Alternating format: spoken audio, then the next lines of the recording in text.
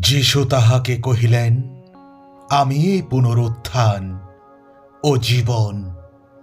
যে আমাতে বিশ্বাস করে সে মরিলেও জীবিত থাকিবে, আর যে কেহ জীবিত আছে এবং আমাতে বিশ্বাস করে সে কখনো মরিবে না। ইহা কি বিশ্বাস করো? তোমরা জাগিয়া থাকো, বিশ্বাসে দাঁড়াইয়া থাকো, বীরত্ব দেখাও, বলবান হও। আমার ভাই ও বোনেরা, যদি কেউ বলে আমার বিশ্বাস আছে অথচ সেই অনুসারে কোনো কাজ না করে, তাহলে তার বিশ্বাসের কোনো মূল্য নেই। সেই বিশ্বাস কি তাকে রক্ষা করতে পারবে? কখনোই না। ধরো, কোনো খ্রিস্ট বিশ্বাসী ভাই বা বোনেরা অন্ন বস্ত্রের অভাব আছে। এই অবস্থায় তাকে কোনো সাহায্য না করে তোমরা যদি মুখে এলো ঈশ্বর তোমার সহায় হন, খেয়ে পড়ে থাকো, কিন্তু তার উপকার করতে ওই প্রয়োজনীয় দ্রব্য না দাও, তবে ওই সব কথার কি কোনো মূল্য আছে? ঠিক সেইভাবে বিশ্বাস অনুযায়ী যদি কোনো কাজ না হয়, তবে সে বিশ্বাস মৃত বলে গণ্য হয়। সেই বিশ্বাস শুধু বিশ্বাসই, তার বেশি কিছু নয়। কিন্তু কেউ হয়তো বলবে, তোমার বিশ্বাস আছে আর আমার কাজ আছে। কাজ বাদ দিয়ে তোমার বিশ্বাস আমাকে দেখাও, আর আমি আমার কাজের মধ্যে আমার বিশ্বাস তোমাকে দেখাবো। কিন্তু তুমি কি বিশ্বাস করো এক ঈশ্বর রয়েছেন? এমনকি ভূতরাও তা বিশ্বাস করে ও ভয়ে কাঁপে। ওহে মূর্খ মানুষ, কর্মবিহীন বিশ্বাস যে কোনো কাজের নয়। তুমি কি চাও আমি তা প্রমাণ করি? আব্রাহাম আমাদের কি পুরুষ ছিলেন, যখন তিনি তার পুত্র ইসাহকে যজ্ঞবেদীর উপর উৎসর্গ করেন, তখন তার কাজের জন্য তিনি ঈশ্বরের কাছে স্বীকৃতি পান। কাজেই তোমরা লক্ষ্য করো, আব্রাহামের বিশ্বাস ও করা একসাথে কাজ করেছিল, এবং তার বিশ্বাস কর্মের মধ্যে সম্পূর্ণ হয়েছিল। ঈশ্বরের কাছে সেই বিশ্বাস গ্রহণযোগ্য হল, এবং সেই বিশ্বাস আব্রাহাম ঈশ্বরের কাছে নির্দোষ গণিত হলেন, আর তাকে ঈশ্বরের বন্ধু বলা হল। তাহলে তোমরা দেখলে যে মানুষ তার কাজের মাধ্যমে ঈশ্বরের কাছে নির্দোষ বলে গণিত হয়, কেবলমাত্র তার বিশ্বাসের দ্বারা নয়। আরেকটি দৃষ্টান্ত হিসাবে রাহবের কথা বলা যেতে পারে।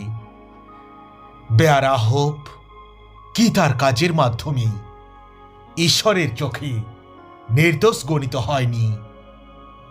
সে গুপ্তচরদের লুকিয়ে রেখে পরে তাদের অন্য পথ দিয়ে নিরাপদে চলে যেতে সাহায্য করেছিল। দেহের মধ্যে প্রাণ যখন থাকে না, তখন দেহ যেমন মৃত, তেমনি কর্মহীন বিশ্বাসও মৃত। যীশু বলিলেন, আমি এই সেই জীবন খাদ্য। যে ব্যক্তি আমার কাছে আইসে সে ক্ষুধার্ত হইবে না, এবং যে আমাতে বিশ্বাস করে সে তৃষ্ণার্ত হইবে না, কখনো হইবে না। তোমরা জাগিয়া থাকো, বিশ্বাসে দাঁড়াইয়া থাকো, বীরত্ব দেখাও, বলবান হও। আমি বিশ্বস্ততার পথ মনোনীত করিয়াছি। আমি তোমার শাসনকলাপ সম্মুখে রাখিয়াছি। কারণ লোকে হারে বিশ্বাস করে ধার্মিকতার জন্য এবং মুখে স্বীকার করে পরিত্রাণের জন্য। তুমি যদি মুখে যিশুকে প্রভু বলিয়া স্বীকার করো এবং হৃদয়ে বিশ্বাস করো যে ঈশ্বর তাহাকে মৃতগণের মধ্য হইতে উত্থাপন করিয়াছেন, তবে পরিত্রাণ পাইবে। ভয় করিও না, কেবল বিশ্বাস করো, তাহাতে সে সুস্থ হইবে। তুমি আমাকে দেখিয়াছ বলিয়া বিশ্বাস করিয়াছ, ধন্য তাহাকে যাহারা না দেখিয়া বিশ্বাস করিল।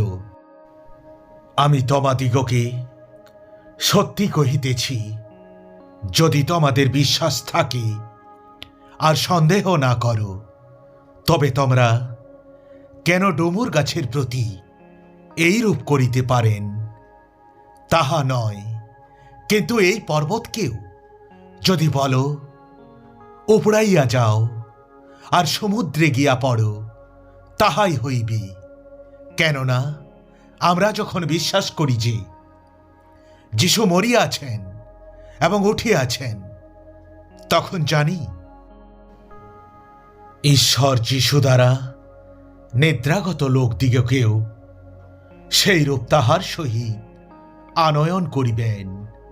তোমরা আপনাদের পবিত্র বিশ্বাসের উপরে আপনাদিগকে গাঁথিয়া তুলিতে তুলিতে পবিত্র আত্মাতে প্রার্থনা করিতে করিতে ঈশ্বরের প্রেমে আপনাদিগকে রক্ষা করো এবং অনন্ত জীবনের জন্য আমাদের প্রভু যীশু খ্রিস্টের দয়ার অপেক্ষায় থাকো। যে কেহ পুত্রে বিশ্বাস করে সে অনন্ত জীবন পাইয়াছে, কিন্তু যে কেহ পুত্রকে অমান্য করে সে জীবন দেখিতে পাইবে না, কিন্তু ঈশ্বরের ক্রোধ তাহার উপরে অবস্থিতি করিবে। ভাতৃগণ, দেখিও পাছে অবিশ্বাসের এমন মন্দ হৃদয় তোমাদের কাহারও মধ্যে থাকে যে তোমরা জীবন্ত ঈশ্বর হইতে সরিয়া পড়ো। সত্য সত্য আমি তোমাদিগকে বলিতেছি, যে আমাতে বিশ্বাস করে আমি যে সকল কার্য করিতেছি সেও করিবে, এমনকি এই সকল হইতেও বড় বড় কার্য করিবে, কেননা আমি পিতার নিকটে যাইতেছি। God bless you.